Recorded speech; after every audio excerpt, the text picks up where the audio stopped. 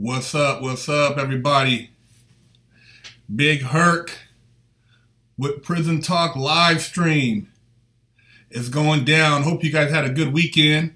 Hope everybody's on some positive time. I hope everybody's been doing something productive with themselves. Thanks for tuning in to the realest prison show on YouTube, on the internet. You know, we don't inflate shit. We don't make up shit. We just keep it real. You know what I mean? Give you guys information to help you make better choices so you don't go to the fucking pen. Fuck the pen.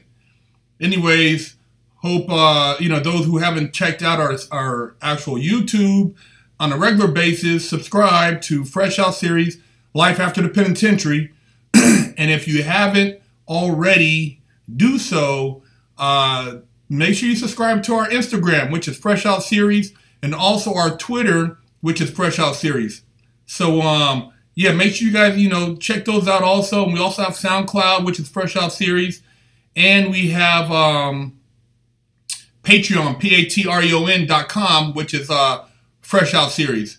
So, you know, check those out. Check out our website, www.freshoutseries.com.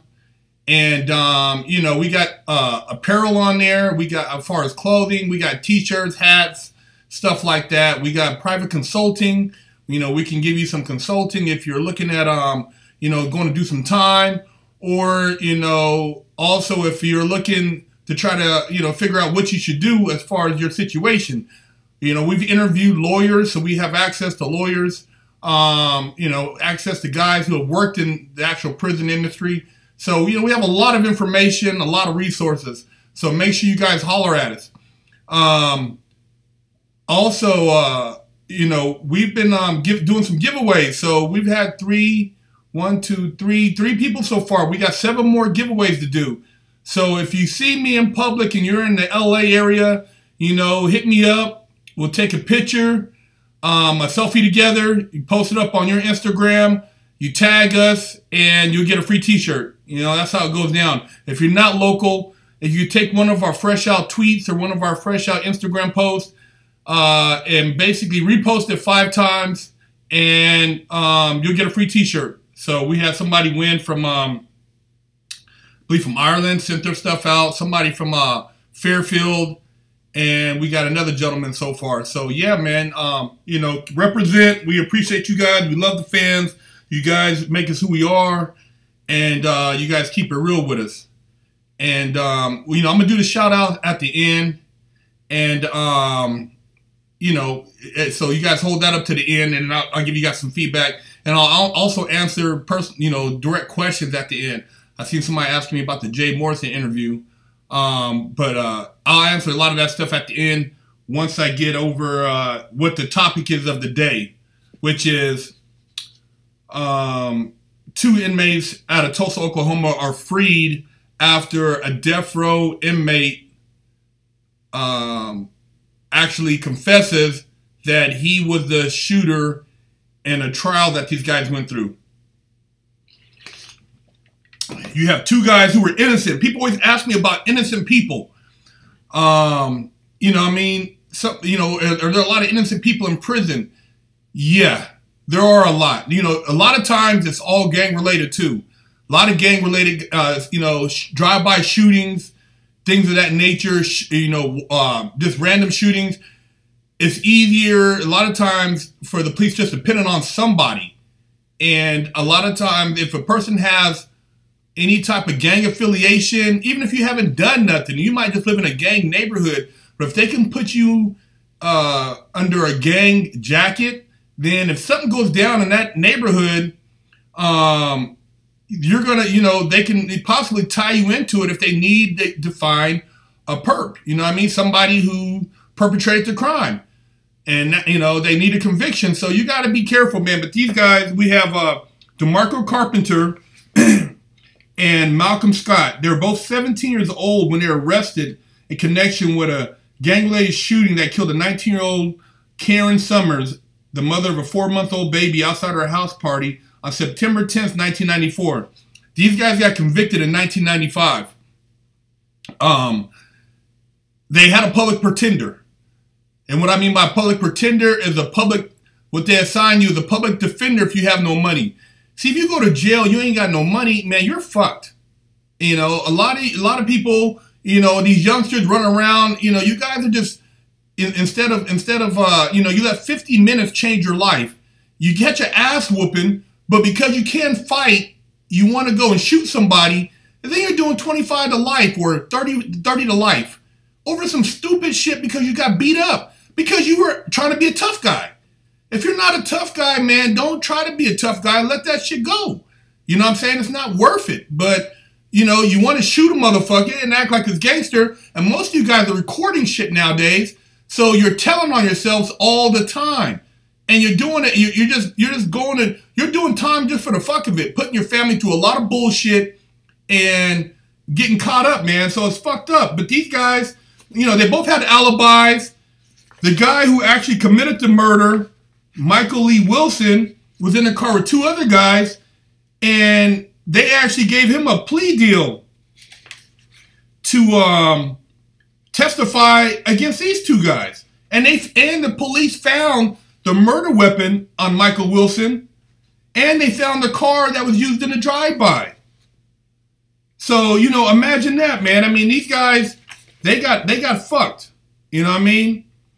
And so, like, I say that to say that, you know, you guys, you got to really watch who you socialize with, what circle you run with, and, I mean, just being in the mix around a bunch of bullshit, man. Both these guys, DeMarco Carpenter and Malcolm Scott, hadn't even graduated high school. They spent the last 19 years of their life in prison, and now at 40 years old, they're looking to get their life back. I mean, that's fucked up, man. You know, it's a sad situation. But at least it came out that these guys were you know, vindicated, and they're now free and able to do what they want to do. Somebody said, you know, a man confessed he had nothing to really gain. Yeah, somebody said, amazing he confessed he had nothing to gain. His guilt must have been overwhelmed him. Yeah, Wilson was basically this was his last words. He was on the lethal injection gurney, and he confessed. And the thing is, prior to this, his co-defendant, who was in the car with him when he did the drive-by, had mentioned that these guys were not in the car when the shooting took place. But yet, the attorney of Carpenter and Scott never called him as a witness.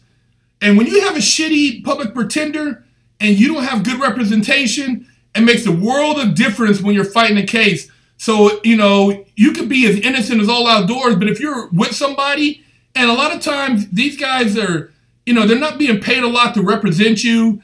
They're not really going over the evidence well. They're very limited resources. They're just trying to get to the next case. They don't give a fuck. These are like the lawyer rejects, the motherfuckers who made it through law school, but they couldn't get into a law firm, so they work for the state or the feds, and they just do what they, you know. Some of them might have a private firm, but a lot of them are just garbage. You know what I mean? And that's just how it is. It's fucked up, you know, not having good legal representation.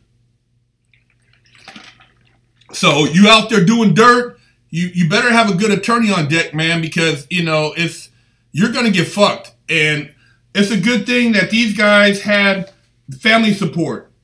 I recall one of them had their mom saved up $10,000, and actually down the line, they were able to get somebody who became a private investigator to start investigating the case, which started putting all the pieces of the puzzle together and, you know, got their case opened up. These guys had exhausted pretty much all their appeals. You know, they had made pleas out to Russell Simmons, President Obama, Oprah Winfrey, Nancy Grace, and, you know, even local TV station, but they couldn't get the case opened up again because of just the DA wanting to keep that damn conviction. You know, and like I said, this happens all across the United States, man. You know, young black males that might not even be gang members, might just know somebody, because everybody knows somebody as a gang member. If you're a black, your cousin or distant cousin or something, but you know somebody and you're considered associate, man, you're fucked. You know what I'm saying? If you ever get caught up in anything, and they can tie you into it. So you got to watch yourselves, man. You got to watch yourselves and just be careful of, you know, what you have going on. And both of these guys had alibis. They had alibis, so they still were convicted with alibis. So it's you know, it's fucked up, man. It's a fucked up situation. You know, and for those who don't, you know, who've never been locked up and had to deal with the court process, you know, affidavits, people, you know, giving testimony, it's a lot of shit. And a lot of times, if you can't get those affidavits, you're fucked, man. That's the only thing that can free you. So it's a good thing. And even after this guy confessed, after Wilson confessed on the deathbed, it took 2 years for these guys to get out of prison, for their paperwork to be processed, and for them to get their convictions overturned. So yeah, it's a fucked up situation.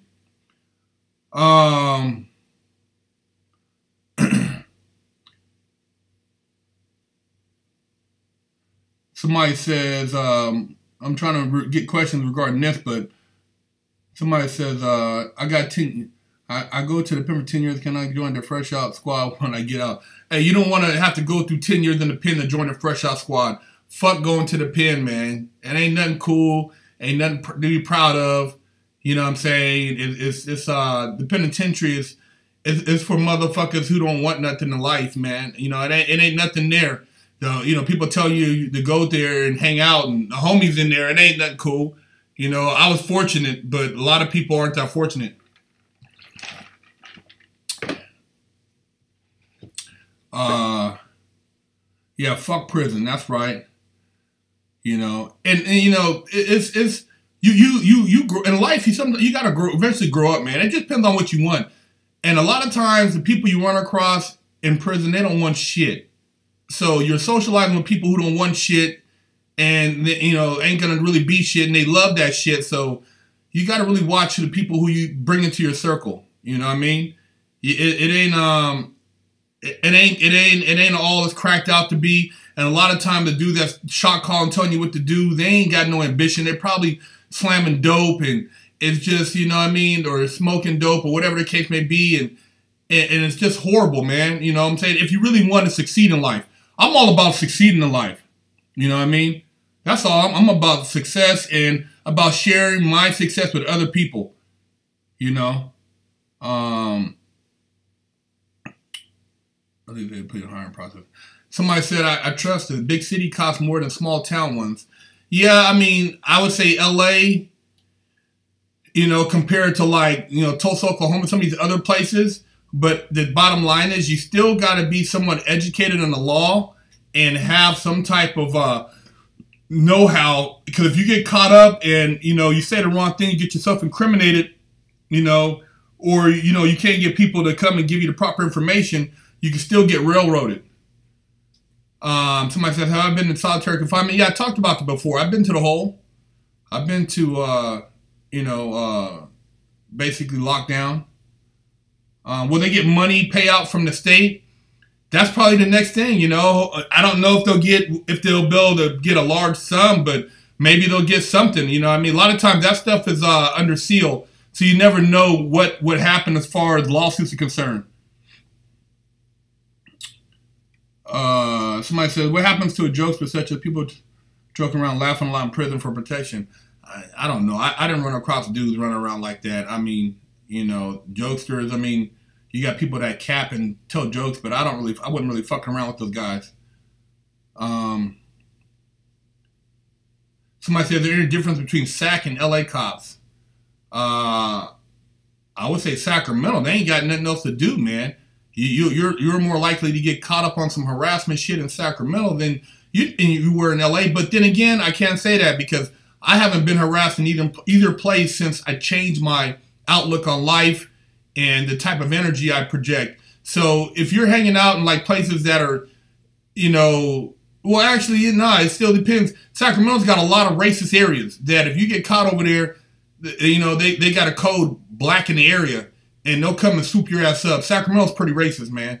You know, so you got to watch yourself out there. LA, you got a lot of people out here with money, but there still are situations where, you know, you could get caught up. You just got to be careful and watch how you carry yourself. what's the best inmate job in prison? There is no best job. There is nothing best about prison. The best thing you can do in prison is educate yourself and prepare yourself for your release. If you focus on working in prison, you ain't gonna get out and be shit, because you're gonna be working in prison and not be mentally prepared for when you're released. And once you're released, you're gonna be struggling because you never basically changed your mind frame from when you went in. So I did the least amount of work possible in prison, and I worked on myself, you know, mentally and physically.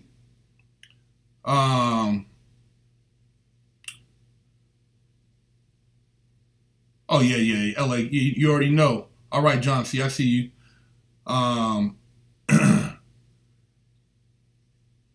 Somebody says, how many fights and rapes would you witness in a day?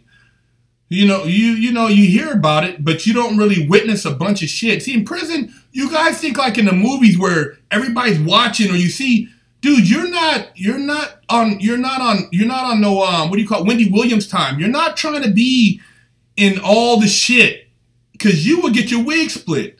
So you're not trying to, oh, hey, the Crips is talking about this. Oh, man, I heard the Serranos down here hollering about this. I heard the Bloods talking about this, or the GDs. Man, man, the motherfucker will stick your ass. You got a big mouth. So the best thing to do is to not see the least amount as possible, have a program, and stay the fuck out the way. You know what I mean? That's the best program. So I didn't witness a bunch of shit. I didn't see shit. The shit I didn't see, I act like I didn't see. You know? Yeah, that's right. Nobody want to be around niggas all day. Shit is lame. That's right, Big Murney. Shit is lame. I'm hanging out around a bunch of men talking about bullshit, not being around women or your family, and being able to make an, you know, provide an income. Prison is some bullshit. Yeah, dude should have fessed up. He was a bitch to let them 2 kids go down. I agree, man. Wilson, the cops, man, cut him a plea deal, let him out. He was out on $5,000 bail.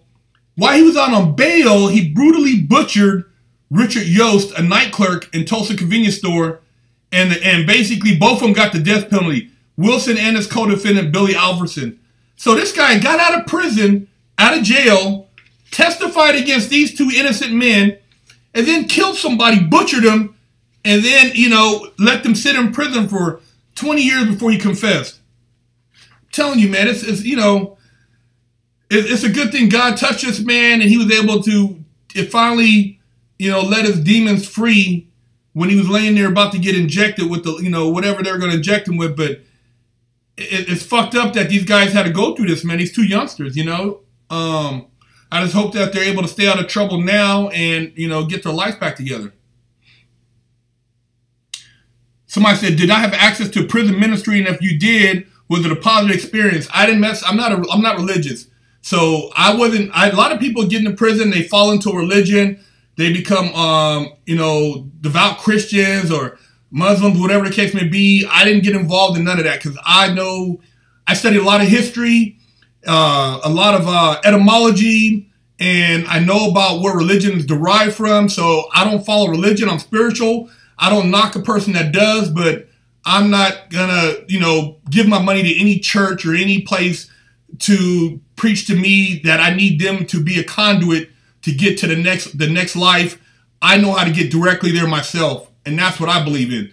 I'm basically, I know, you know, what I'm supposed to do, what my purpose is. So I don't let any religion tell me that I need them to bless me and take 15% of my income or to feed into their coffers so that they can build another church. Nah, it's all about me when it comes to spirituality and basically being in tune and being around other people who are also in tune. But religion is you know, it's good for some people. It keeps them out of trouble, keeps them from committing violent acts, keeps them positive, but it wasn't my thing.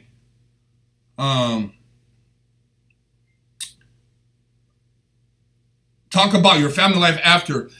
My family life after prison. See, prison, man, it shows the true colors of a lot of people. And after I got out of prison, I didn't even see any of my family members for probably about a year after I got out, because this is in prison. A lot of times when you do that much time, people think you become some some sick motherfuckers. They think you might have got in there and been busting booty or got your booty busted, or you know, you're one of those guys in the movies who are gonna steal from them, or they're scared of you. So a lot of people in my family were scared of me. You know what I mean? They were scared, didn't want to have nothing to do with me. They, you know, communicated from a distance. But when they got out, when they see me out and I was doing things and being successful, now everybody's like, oh, how you doing? Hey, man, you know, ooh, you're doing all right? Yeah, motherfucker, I'm doing all right. You know what I'm saying? But for the most part, a lot of times people want to write your ass off. So going to prison and getting out, family members, some of you might have, you know, I had a friend, his family came and visited him at least once a month, sometimes twice a month. I didn't have it like that. My family was on some different times, on some, you know, whatever time they were on. But I was such a strong person that I was able to, you know, work through that. And I didn't let it fucking take me down and get caught up in drugs and just become a motherfucking piece of shit. Anyone ever catch you slipping? Nah. Nah. You know what I mean? So, you know, success is always the best revenge. Be successful, get out of prison, do good for yourself, and, you know, be positive. You know, just surround yourself around positive people, man. Somebody says, I was in USP Leavenworth for 84 months. Have to say you're the most honest guy on here. Most of these YouTube prison channels are not worth the time. I agree. You got a lot of guys, you know, making up shit, lying. See, I bring in people outside of myself to tell their story. And they keep it real. They tell their story. I'm not telling their story for them. I'm not trying to say, yeah, I've seen so-and-so do this. If I'm going to get somebody that's a Crip or a Blood or ex-gang member or whatever the case may be, I'm going to let them tell it out their mouth. I'm not a gossiper. I'm not going to, you know what I'm saying, one of those niggas that be holding hands and trying to, like, pretend to be something I'm not. I'm just who I am. You know what I'm saying? And it is what it is. But, yeah, man, a lot of bullshit out there. A lot of people putting extras on it. I'm not putting extras on shit. I'll let the other person tell their story, and you can hear it from their mouth. I'm not gonna vouch for it, though. I'm not gonna, push somebody else's agenda. Somebody says, people only want to be with you when you succeed, not when you fail. Do you agree? Hell yeah, I agree. You know, while you're up and coming, while you're busting ass or investing your money in an investment, or you're trying to do something to be successful, people always sit back and watch. They don't want to put in the pot. They don't want to help you. They don't want to, you know, contribute. But once everything blows up, they want to ride the motherfucking wave. Fuck that, man. Put the motherfuckers on a raft and kick them down the motherfucking stream. You know what I'm saying? If a person is going to ride with you, they're going to ride with you when you're on the bottom. You know what I mean? All the way to the top. They're going to ride with you when you ain't got shit because they see the true potential in you. You know what I mean? Separate yourself from the suckers. Somebody said, yeah, look at the professionals. Yeah. Straight up, I grew up in drug house, and people are only ever there when they wanted something. Yeah, that's true. You know what I'm saying? While the rappers want to be Bloods, I have no idea, man. That's just, you know, gang impressions. You know, guys from LA pushing their agenda. Can person check in the seg voluntarily to the hole? Yeah, you can go in there and tell the guards that you fear for your life, that you're a snitch or you're a chomo, or whatever the case may be, and you can go check yourself in. If you don't want to be in general pop, you can go and, you know, go to the hole. You know what I mean? Eventually they're going to kick you out the hole because they're not going to just let you stay there and hang out. You know what I'm saying? They got to make room for the motherfuckers who really should be up in there. What's the closest you ever come to getting an extension to your... I never came to extension in a sense. That don't really make sense. Was wondering how I, you know, got the interview with Jay Morrison. Jay Morrison's people reached out to me when they came to LA, and that's how we linked up. You know, shout out to Jay Morrison. The brother's out there doing his thing. Very successful, positive brother. Had a great interview with him. If you haven't seen Jay Morrison's interview, check it out on our Fresh Out series interviews on our YouTube, and check out what he has to say, man. He kicked some real game on there, you know. Yeah, but somebody said a hole warriors. Yeah, I know. Hole warriors. Hole warriors are people who are in the hole who talk shit through the motherfucking the tray vent and basically don't do shit when they're outside the hold, because everybody's cuffed up, locked down. So these are like, you know, hold warriors. They're only running their mouth when they're protected behind the cell door. Somebody said, what usually happens to prosecution lawyers in prison? I've never seen a prosecution lawyer go to prison. Lawyers, you know, they get away with whatever they want to get away with. They have a fraternity. You know, being a member of the bar stands for Barristers Accredited Regency. That's a private fraternity. The judges are involved, are members. The prosecutor is a member. Your lawyer is a member. It's all a fraternity. So when they go to chambers, they're back there negotiating. That's where all the magic goes down. Not in the a lot of the stuff you see on the fucking in the courtroom is all for shenanigans. That's all for entertainment. The real shit happens in the chambers or on the golf course when the judge is talking to the DA and your lawyer is telling them, hey, let me get this one and you can have the next one. See, you guys are sleeping out here, man. You ain't never been around motherfuckers who have dealt with high-power lawyers and know what's really happening. Once you research what a lawyer is, you research that an attorney is there to atone for your sins. And you're considered as a client, you're considered an imbecile. You're considered somebody who's incompetent to represent yourself. So you guys got to do your homework. Go get you a Black's Law dictionary and read up on these terms.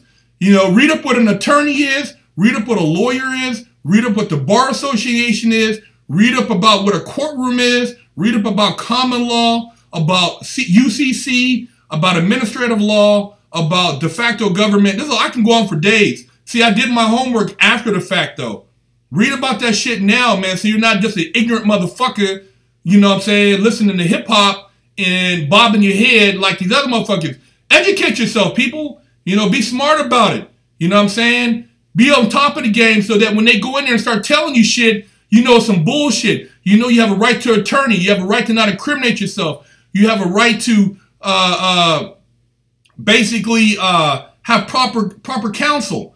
You know what I mean? Be up on your game, man. Don't be a motherfucking a dummy and allow these people to walk you through the gauntlet, man. Perfect example, man. These brothers, DeMarco, Carpenter, and Malcolm Scott, 17 years old, man. What would they have known about the law? You know, they did count on a lawyer to do all the work. And it wasn't until they got to the pen and they started really doing their research and fighting that they realized they had a chance to get the fuck up out of there. And these guys are completely innocent, man. Completely innocent. You know? That's right. First 48. You see it. First 48. What do? They put the niggas in there, turn the AC on, and they start telling. Oh, yeah, so-and-so did it. I seen him, blah, blah, blah, blah, blah. Telling like a motherfucker.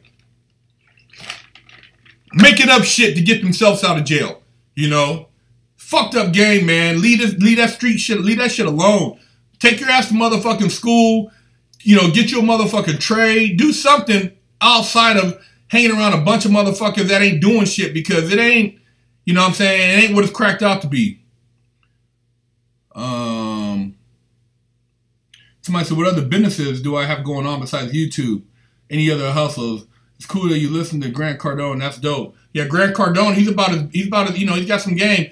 But the game is, man, you gotta really get somebody to put you under their wing that'll give you the step-by-step, because you can go to a seminar, you can go to Anthony Robbins seminar, you can hear all the stuff, but until you get out there and try it, I've had a clothing business, you know, lost some money on that. You know, it wasn't, I jumped in and didn't know all the ins and outs, but I learned a lot. I basically went to college doing that business.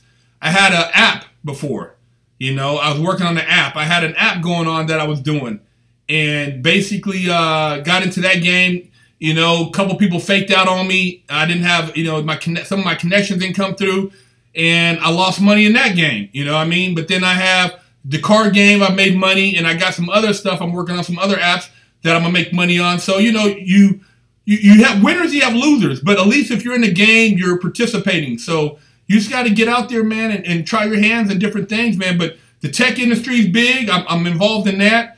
Cryptocurrency investing, and, you know, customizing cars.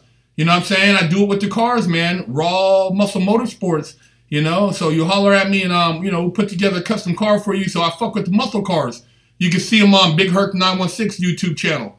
So that's, you know, that's what I do, man. I try to keep it diverse. Yeah, cryptocurrencies, Bitcoin, Ethereum, Litecoin. There's a lot of them out there, man. Those are going to be, you know, that's where direction they're going in, man. Cryptocurrency, China's talking about having a cashless nation in 5 years. So, you know, you better get with it. You guys out there who are sleeping, if they're not putting you up on it, start doing your homework, man. Get hip to the cryptocurrency game. It's going to change. It's going to change the face of money. You know what I mean? And a lot of people are turning to Bitcoin and these other currencies. You know. Yeah, man. So let's go ahead and do the shout outs. You know, you guys tuned in. I really appreciate it. And yeah, you know, I try to like throw a little game out there to keep you guys laced. And you know, just, you know, stay positive and focused and read up on shit, man. Read up on technology. If you got a little bit of dollars, you know, start investing your money while you're young. By the time you hit your 40s, you have a nice little nest egg. Don't depend on no 401k. Don't depend on no, you know, no job to take care of you. Take care of yourself. You don't want to be like DMX. He's looking at, he just caught a tax evasion case. He owes the government $1.4 million. And I forgot he got like 9 baby mamas and like I don't know how many kids, over 10 kids, but looking at 44 years. Come on, man. Pay your taxes, man. Keep the motherfuckers off of you. Be smart about it. You know what I mean? Don't get caught up like that. You know, you got guys making the money who still ain't paying their motherfucking taxes. You know, shout out to Southside Chicago, Richmond, Virginia. Shout out to Oakland.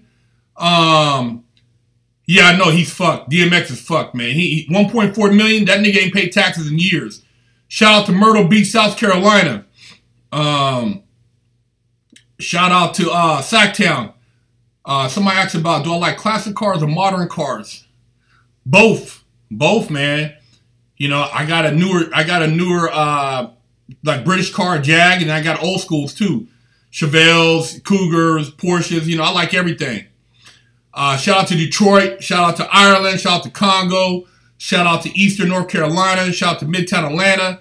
Shout out to Montreal. Shout out to Sac. Shout out to Midtown Atlanta. Shout out to Seattle, Washington. Shout out to South Los Angeles. Shout out to South Sarasota, Florida, 941. Norfolk, Virginia. Shout out Virginia Beach. Shout out to London, England. Shout out to Lubbock, Texas. Shout out to Norway. Shout out to Ottawa. Shout out to Amsterdam. Shout out to Kingston, Ontario. Shout out to Alberta. Shout out to Portugal. Shout out to Chirac. Shout out to Louisiana. Shout out to Kenner, Texas. Shout out to Orange County. Shout out to Michigan. Shout out to Hamburg, California. Shout out to Norway. Shout out to Miami. Shout out to all my niggas in Florida. DC niggas. Shout out to Missouri. Shout out to Houston, Texas. Shout out to North Sac, New Jersey. Shout out to Coma. Shout out to 613 Ottawa, Canada. Shout out to North Decatur, Georgia. Shout out to Imperial Beach. Shout out to Arkansas. Shout out to Gilbert, Arizona. Shout out to Austin, Texas. Shout out to B-More, NYC, South Korea. Shout out to Cameron, Texas. Hey, man, y'all been great, man. I love y'all. Shout out to Jamaica. Tune in next week. We'll have another great episode for y'all. You know what I mean? Maybe I can speak on more on the DMX thing. We'll see how that goes. And thanks for representing, man. We love y'all. And stay positive, man. Stay sucker ducking.